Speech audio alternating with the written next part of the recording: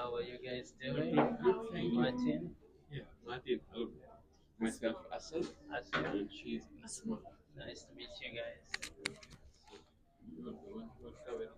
Yeah. Oh yeah. It's just if you're going to present, you can use one of these to get the audio into the The speaker. what we are recording. But we didn't get a mic, so you're gonna have to just because it's not that big of a room, should be able to but Oh, so it's quite forward. Lower I see. Let me ask. Is it too cold, right? Let me ask if they can lower it.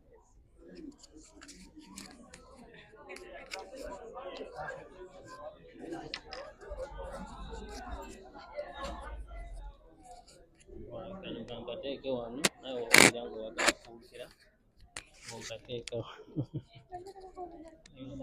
oba oyagala kunyumya bisoko.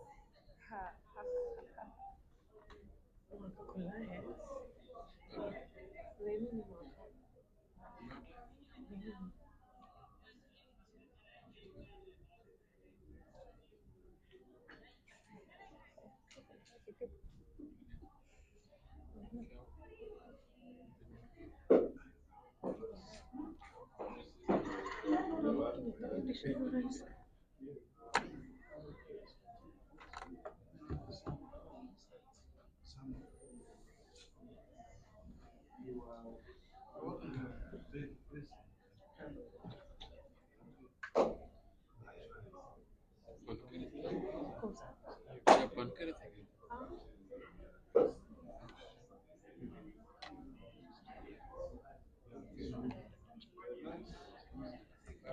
उसको बुला लो जरा हाँ बशीर को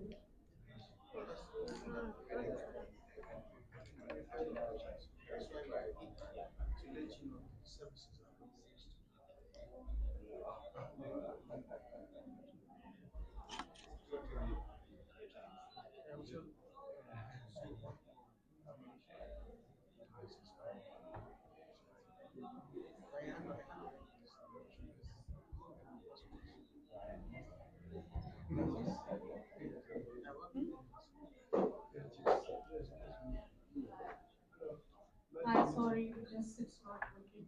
I think we have met, right?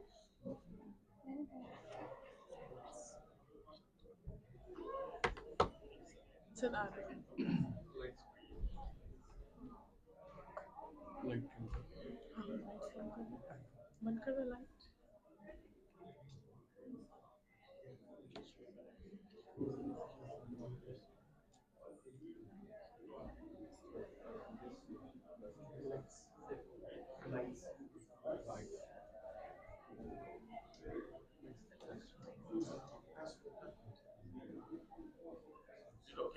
yeah. Yeah.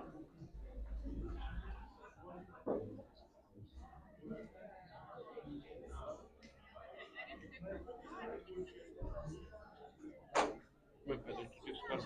It's all done.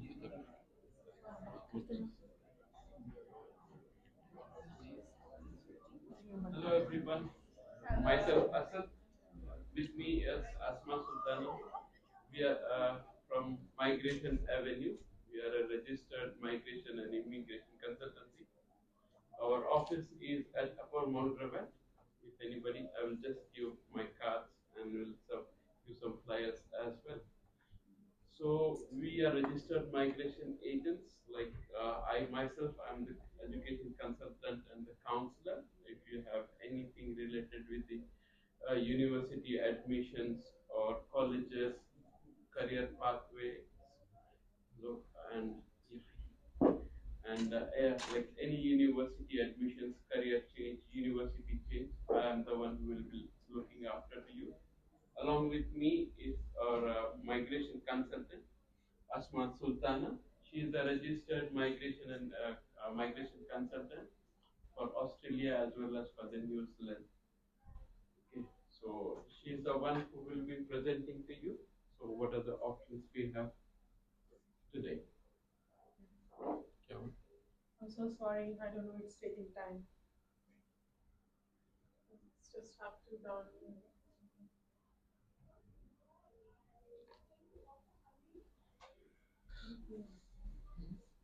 System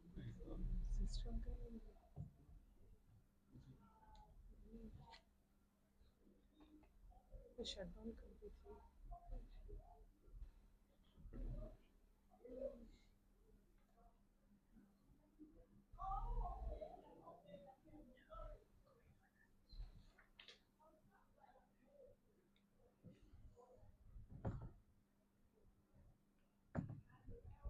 Processing that.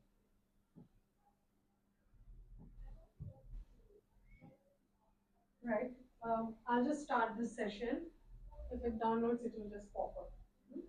So, can I just ask your names and do a little bit of quick introduction? Just your name, not full name, just your name, and what in which university you are, and what's the course you are doing. You can start. John. I'm on postgraduate visa and the one so process my visa. Nice to meet you, John. My name is Martin. I study MBA and project management at Boston University. Chris, IT. Yes, you. I'm Samuel, completed community studies, and now I'm working with the University. I'm Geoffrey Tim, PhD in bioengineering at the University of Queensland. I am Bangla Namuri, and I am a student at Griffin, nearly completing my bachelor's in social work. Shirley Nagoy at Griffith University, and I'm doing my bachelor's in nursing, bachelor's in nursing. I'm Derek. I'm doing my bachelor's in IT, majoring in information systems and business analysis at Griffith Uni. Hi everyone, I'm Patricia. I'm doing a PhD in respiratory immunology at UQ. Give myself Asma. Oh, you can introduce yourself as well. Hi, I'm Martin, and I do IT. Yeah, I graduated a long time. So you are a citizen. No, still on the same path. That's why I'm interested. Okay. Yeah. It's taking time. So, well, myself Asma. Okay, and I'm a registered migration consultant of Australia as well as licensed immigration advisor of New Zealand. So today's session we have just concentrated on pathways from international student visas to skilled or employer sponsored visas. I know within 25 to half an hour is not an easy to digest everything or to understand every each and aspect of general skill migration or employer sponsored visa. But we are going to give you just an overview of what exactly is GSM, general skill migration, and employer sponsored visa. So after student visa, what is the first step we are going to do? What do you think? After student visa. Graduate visa. Yeah, graduate visa. So graduate visa is very important because that is the phase we actually do, try to process our PR, permanent residency. We try to find out the pathways of residency. But it's not 485 or graduate visa to start the process. What we have to do is to build a roadmap when we are on a student visa. Because in most of the circumstances, in most cases, the courses which we choose on a student visa are not eligible to go on either 485 or not on a PR list unless and until too much of experience is required or there is a lot of competition in that. For example, you can take MBA, business administration, so you can get your postgraduate visa, but getting a permanent residency based on business is really tough. And another one is accounting, contents are lots of there are a lot of competition, and very less invitations are going on. And well, for the doctorates and PhD graduates, it's a good thing, in whatever field you do, that's a very good thing. So just once we complete the student visa, we go on a temporary resident visa. So that is the phase you actually start building up your experiences and prepare your permanent residency. And you have to fulfill the criteria. Either you can go for general skill migration or for employer sponsored visas. So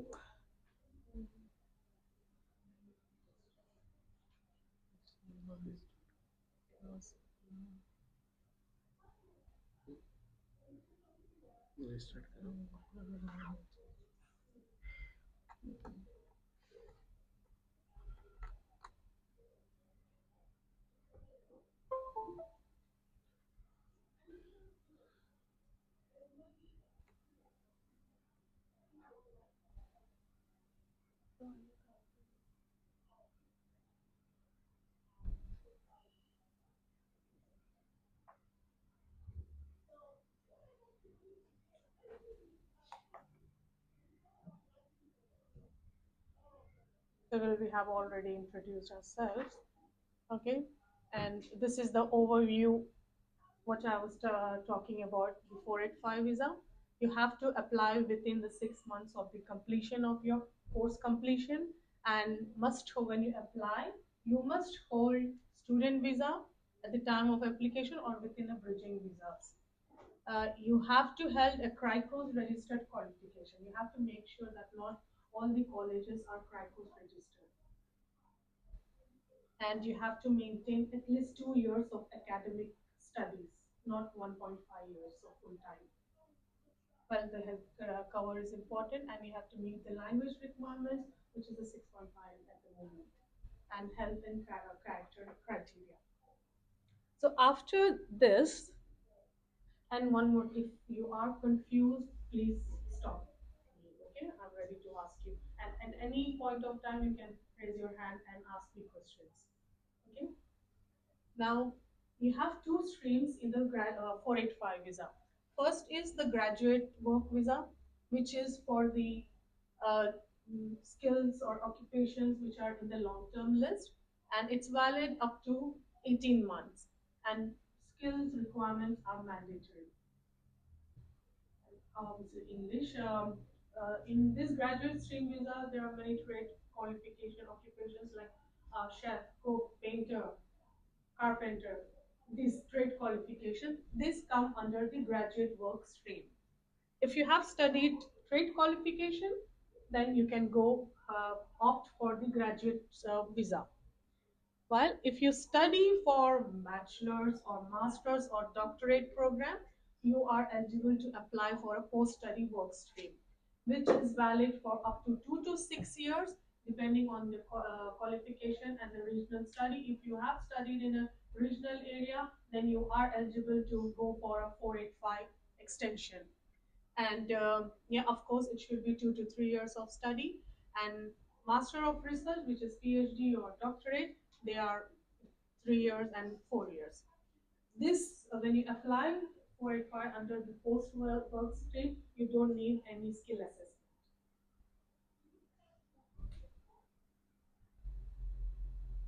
And what when someone asks for 485, okay, what are the benefits? The best is that these are the key benefits. First is you get the full-time work rights and get the opportunity to gain Australian experience. And here is the path for your permanent residency, whatever you are trying to choose. And you can are eligible to include your dependents. You can be in Australia, and can once you get the 485, you can include your families like spouses and kids, partners in your application. Coming to this, the first one is the skill migration, usually called as the general skill migration. In this, this is a point-based system. So three streams are here: 189, 190, and 491. These are based on the age, English ability, work experience, qualification, and other minor factors. So coming down first is the skilled independent visa, which is commonly known as 189 visa. It's an independent. You don't require any invitation or any sponsorship. And this is a permanent resident or PR. You should have, it's a mandatory to have the skill assessment. Whatever, uh, and the list occupation, it should be on a long-term list. If you are your qualification falls under the graduate or the short-term list, then unfortunately you can't go for 189. And obviously it's an invitation based system. To through go for the invitation, you have to apply EOI, expression of interest, through a skill select, and the minimum point score is 65. You are eligible to apply the expression of interest if you are having 65 points, which includes age, English ability, work experience, qualification, and NATI, and what your relationship status.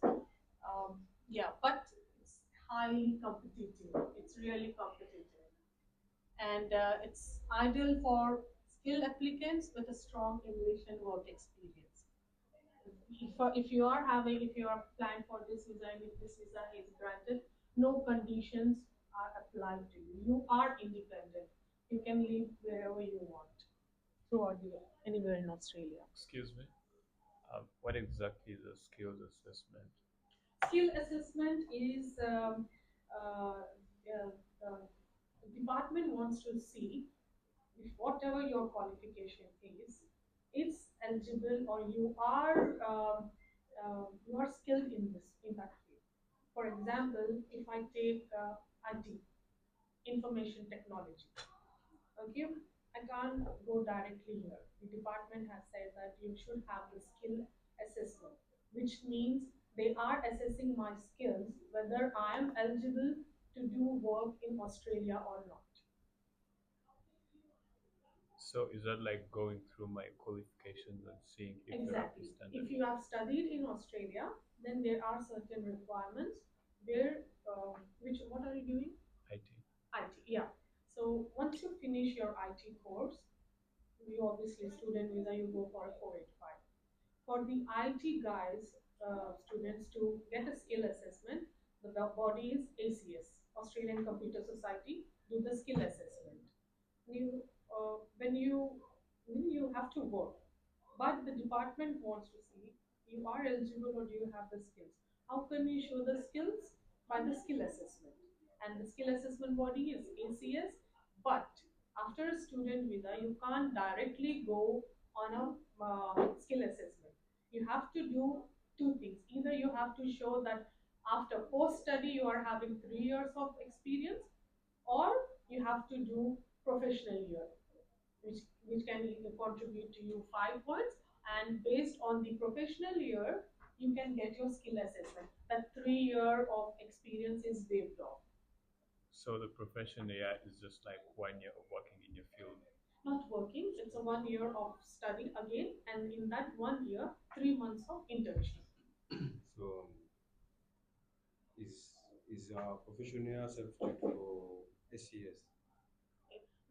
No, the professional year are done by the other colleges. When you are, like SMIPA institutes are there, small institutes where you can do, but it is done, professional year can only be done when you are on a post-study visa.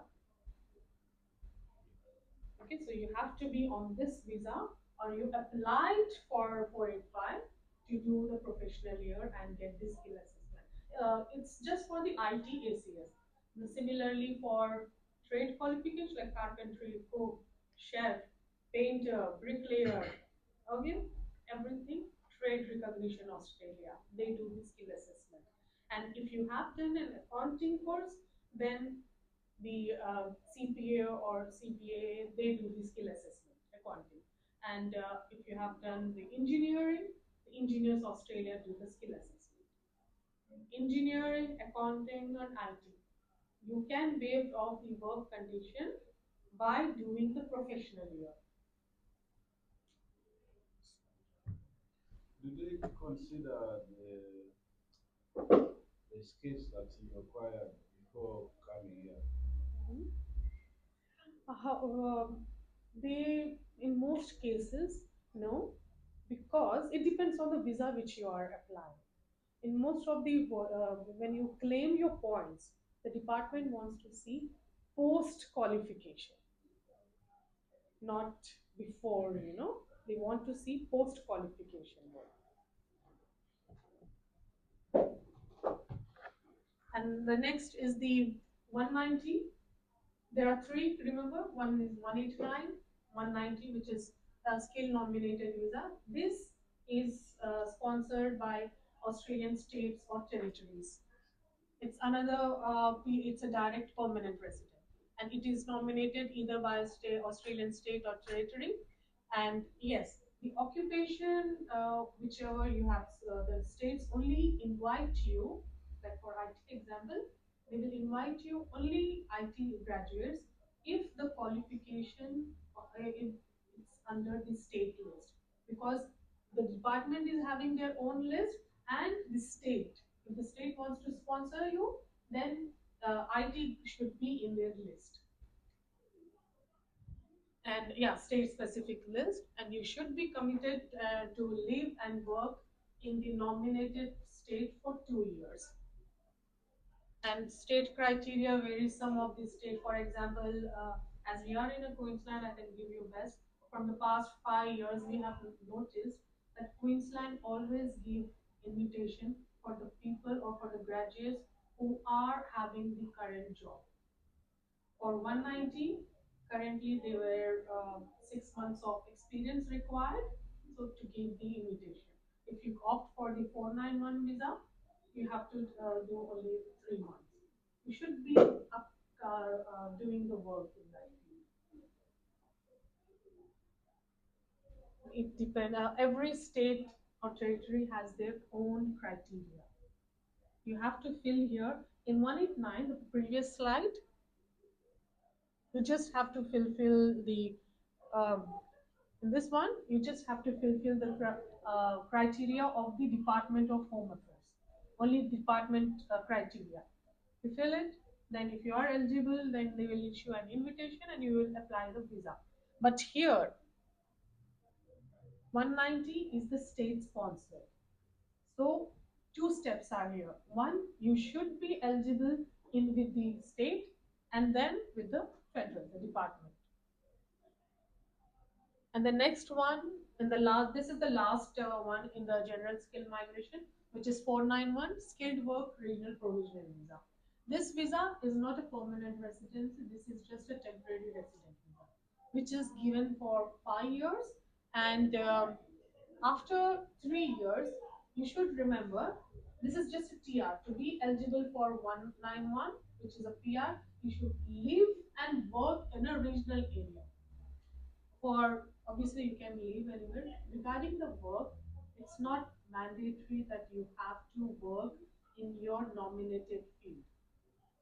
When the Queensland has given you invitation, you are working, definitely you will be working in IT. Once you got a visa, sometimes jobs are unpredictable. You might lose the job or something might happen. But remember, it's just a TR. It's not a PR. So the condition here is you can work anywhere. It's not compulsory that you have to work in your nominated field only. You can do anything you want, but you have to show that you have lived and worked in a regional area for 3 years. And after that, you are eligible to apply 191, which is the permanent resident. Then here, during the 191, you don't need any English, you don't need any skill assessment, nothing. You just have to prove that you have lived and worked for 3 years in any regional area.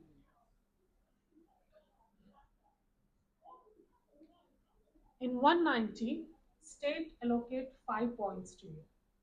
So 65 plus 5, which is 70. But here, 491, state gives you 15 points.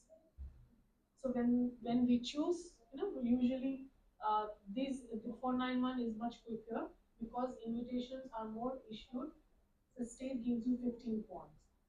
If in 190 when they are giving you only 5 points, whereas in 491 the same state is giving you the 15 points. So this 491 is very much in demand when you compare to 189 and 190. That was the overview of general skill migration. If you have any questions relating to GSM, you can ask me. All good? So the the 491 visa, uh, what's the eligibility requirements for that visa? Uh, the eligibility requirements keep on changing because it is sponsored by state or territory. So you should first be satisfied by the state. So every year, every financial year, the state keep on changing their rules. You know? So it's really hard to say.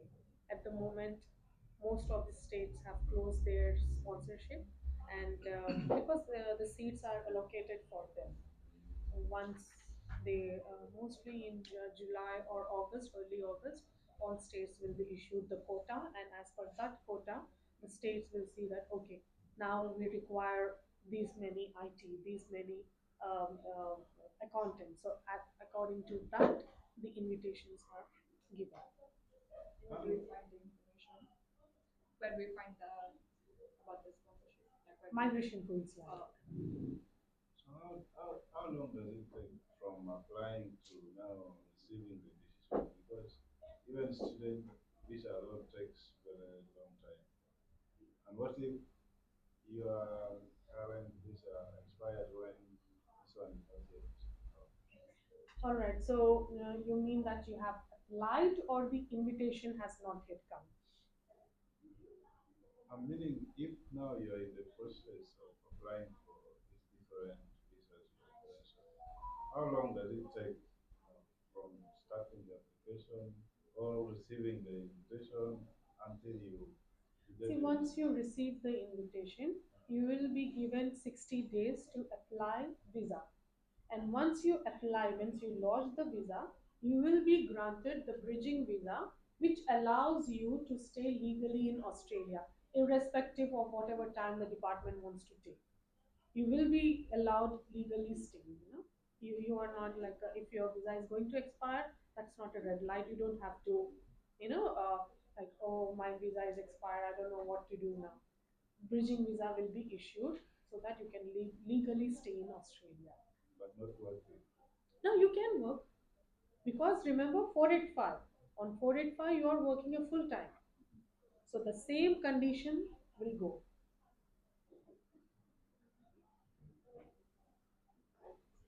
Now, the coming to the employer-sponsored visa. Nowadays, these are the visas which are coming blooming. So uh, again, here there are different streams. So these visas are only for the foreign workers who wants to be sponsored by the employer, Australian employer. The first one is 482 visa, which is skills in demand visa. It's commonly known as SID now. And the key requirements for the SID is it should be a sponsored by a sponsored employer.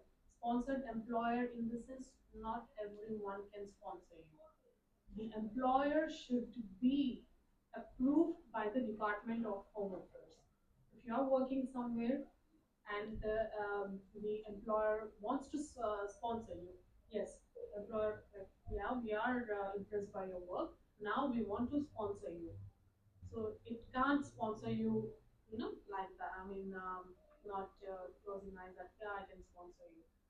Though he might be a good employer, but he should be a approved sponsor. The next is the occupation. Excuse Should. me, what are the requirements for an employer Mhm. to actually qualify sponsor? For example, there's a small organization you're working for, Mhm. they are in like in disability, Mhm. and you work with them for 2 years, they have all the capacity to support you. So what is it that is required for them to be be approved as one that can sponsor? They should, the first requirement is they should show that they are in a genuine need of the foreign employer, like overseas employee, not employer, sorry, overseas employee. They should, because they are sponsoring, obviously they have to show why Australian PR or citizen is not available. When we show that no Australian PR or citizen is available, then only that's the reason we are hiring the overseas worker, overseas If, skilled if worker. the employer, if the employee is already onshore. Yeah, exactly. That's the mean overseas in the sense it doesn't mean that Yeah, you have to be okay. overseas. Here, the foreign student, they have made law these things. So you can be in Australia. As you said, for in your case, you said that you are already having 2 years of experience, and SID now they have changed from 2 years to 1 year of experience. Okay, so the good thing about the 482 is you don't require skill assessment. Okay, yes, you do require, if you are from a medical background, like nurse or doctor, registration is required. If you're a lawyer, then definitely registration is required. Though skill assessment is not mandatory. This gives you, it's again a temporary resident visa. It's give you a pathway to the 186 visa. This again is a 186 is a employer sponsored visa, which is a PR. The same employer can sponsor you to for 482, and after over a period of 2 to 3 years, the same employer can take you to the 186. It is called as the transition. From 186 for 482, you are transitioned into the 186 by the same employer. So that during that time, it's showing the genuineness is much easy because you are working for the same sponsored employer since past 482. So that shows that you are and assessed to the company, to the employer.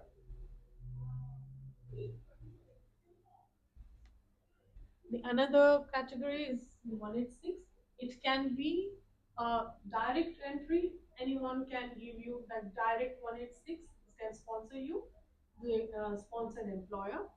Or there are three streams. One is direct entry stream, the other is TRG, the transition arrangement, and another is the last one is the labor agreement stream. So this is based on an agreement between the employer and the department.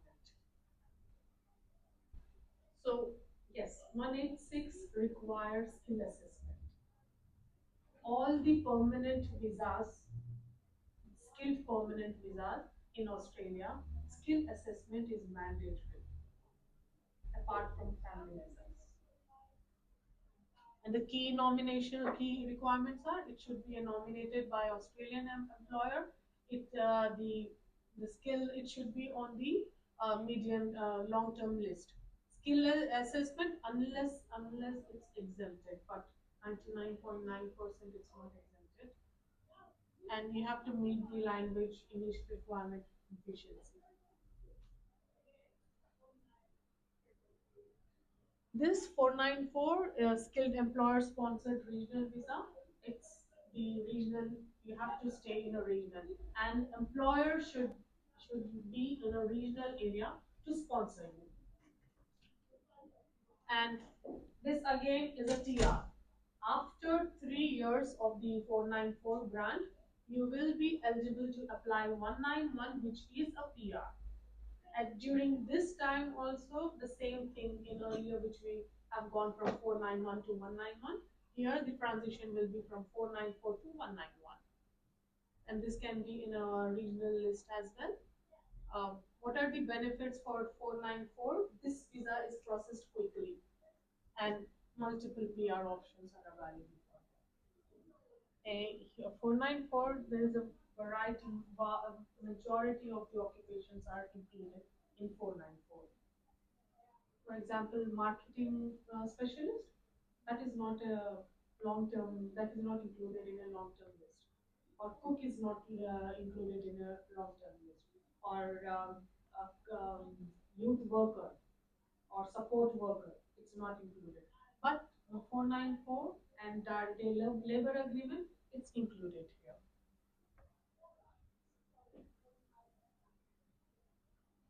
These are just the tips which I thought might be useful for you guys, for the students. Okay, as this is student visas is the first step for you, and you have to maintain a full-time enrollment with satisfactory academic progress. Do not breach your work limits. This is the majority, like common mistake that students do. And choose course that aligns to the long-term list for the future PR pathways.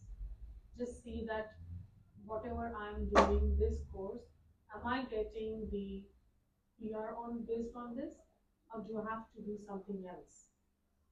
So if you want to change the course of study, you can definitely change the course after the 6 months of coming to Australia. And yeah, finish with a degree that leads to 485. Not all degrees are will be leading you to the 485 post-study visa. The other point systems are NATI, which is translator interpreter course, and PY program after your course completion on 485. And yeah, attend as many information sessions you can. And these are the tips for the temporary visa holder. 482, obviously skill assessment. Skill assessment is the main, it's a very important thing in Australian immigration, because I thought that you can't go, Some people, like we have seen many cases, skill assessment, whether it be a trade qualification or any professional long-term list one, they require 12 months to get processed. And remember, 485 is granted only for 2 years. So out of 2 years, 1 year should be given. So plan ahead. 485 is not the visa where you have to earn money. It's the visa where you have to invest your time and money for your PR. Many people think that, oh, we will get still there is one more year, we will do later. But later is not good. You have to keep on updating yourself. Otherwise, it will be very hard, because for trade qualification, 12 months of experience is required, and for professional year, 12 months of theory and practical, 3 months is required. And after this, when you apply for the respective body, definitely they take time.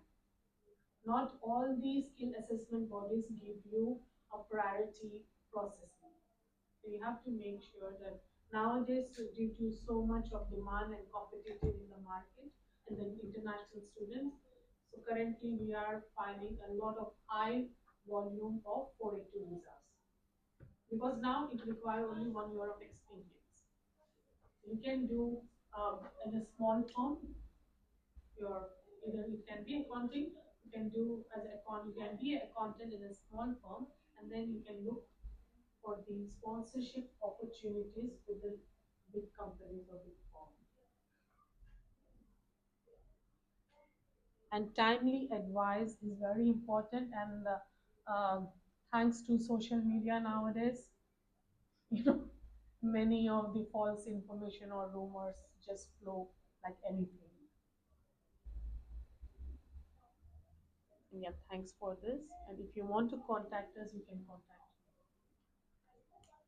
I have a question. So I was wondering, do I need to have like a job by the time like applying for 85? For example, I you are have been for doing PhD, yes. right?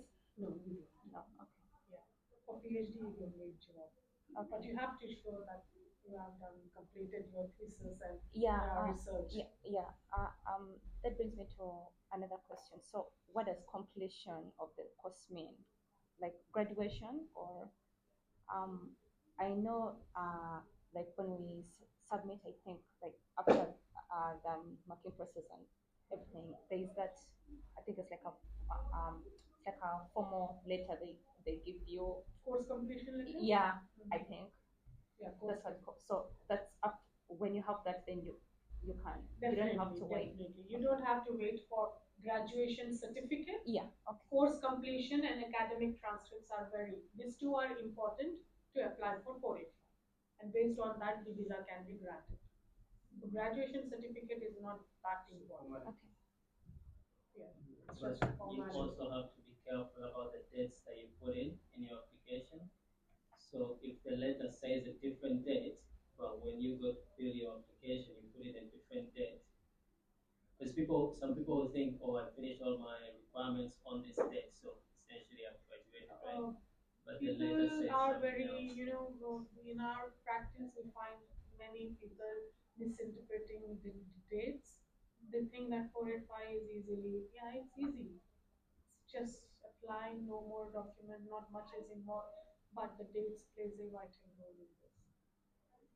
Because if you miss one day also, you will be, you might be very short of that 2 years of academic. Yeah. Okay. Once the 485 is refused, it's very hard to retrieve again to 485. Yeah.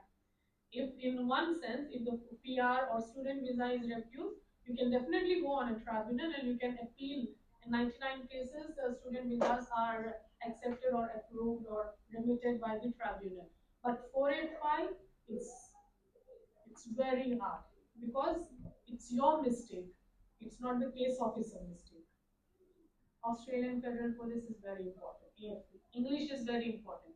Many people think that, oh, without that, I will use my student visas. What I have done, yeah, it's valid, and I will use this student visa English, and I will give. No, it should be the recent one.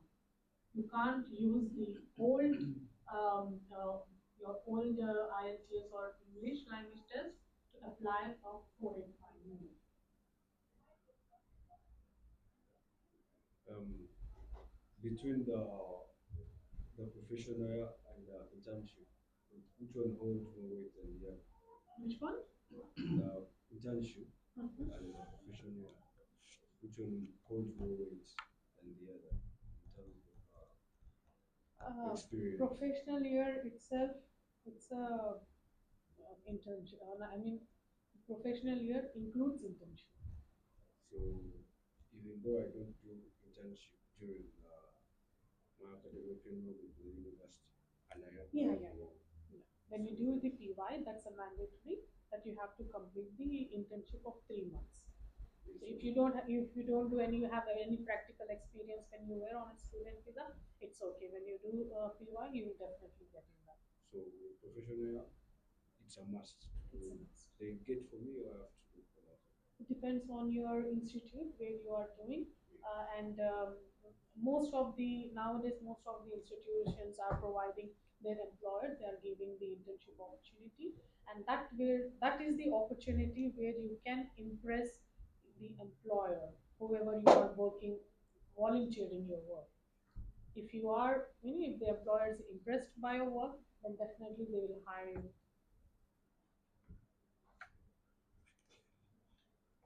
Just wanted to ask, is Gold Coast still considered a regional area? Yes. Boronia Heights, starting from Boronia Heights, Inala, they are considered as regional.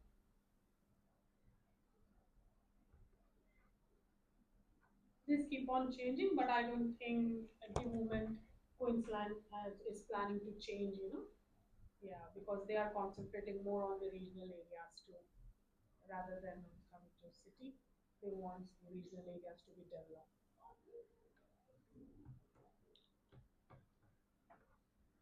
Okay. As I mentioned before, like we have our office at the Upper Mount Gravatt near the Garden City, and yes, currently we are running a free migration advice campaign.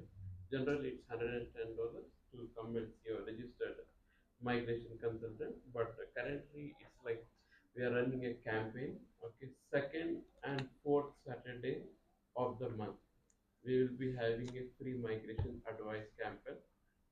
It's only at our office. Okay, but it needs to be pre-booked. Okay, if you want any migration advice, But yeah, of course, the education services like changing the course or a university, okay, that's always a free, always. But if you want to go for a free migration advice, okay, you need to pre-book, and we have giving this the free, case by case by case, case. it It changes. depends. Many people come and say that, oh, we are friends and our both cases So are similar. this is No, the, it's not like that. what we do over all cases. Yeah, normally we charge $110 for half an hour service charges, but if you come through this, for free consultation. Every month. Every month, 2 days, second and fourth Saturday.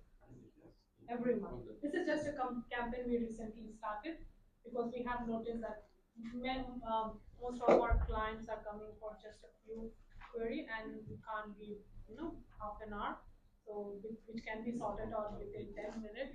So it will be not good for our part as well to charge for just for 10 minutes $110. So we thought that for the people who are just like yes or no, or where you require within less than 10 minutes. So we will give free consultation for them. I'm sorry. We'll just have one question and then we'll go off for live transmission. There's a couple of nurses in Uganda, about five of them. They've been working in another hospital, the National Referral Hospital, graduated and they are working. They're asking me how can they find a way of coming to do nursing in Australia? Because there's a lot of information in the social media. They don't know which is which. Registration in nurses is a vast field. So, Some. so what we can do is we can just come over to our office and I can explain you in detail. Okay, that's what I wanted to know. Yeah, Can you? definitely. Oh, We can help you in the no nurses. worries.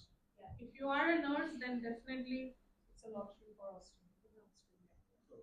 Yeah, you don't require any sponsorship or It's anything. direct. Once you qualify. Yeah. Thank you. Once you get the registration, that's important. Thank you. Then we'll leave them with you. Yeah, There are many things. I'm promoting you now. Thanks for that. There are so many migration agency on social media, so on media actually. So I most of the time I feel like these are scammers. Scammers. So if I listen and I see you physically like this, then I believe I'm Yeah, more. and many people social media. Okay, so it's nowadays it's an easy trap, Yeah. and you forget to read the down like disclaimer below that this is not the advice. This is just the information, and each case is different. So which is the criteria for you might not be suitable for her. So it will be different. And nurses as well. The enrolled nurses are different and the registered nurses are different. That assistant in nursing is different. Thank you very much, guys. Thank you. Anytime you can drop into our office. Yeah, yeah. We do everything. We do everything. So, yeah. You can contact me.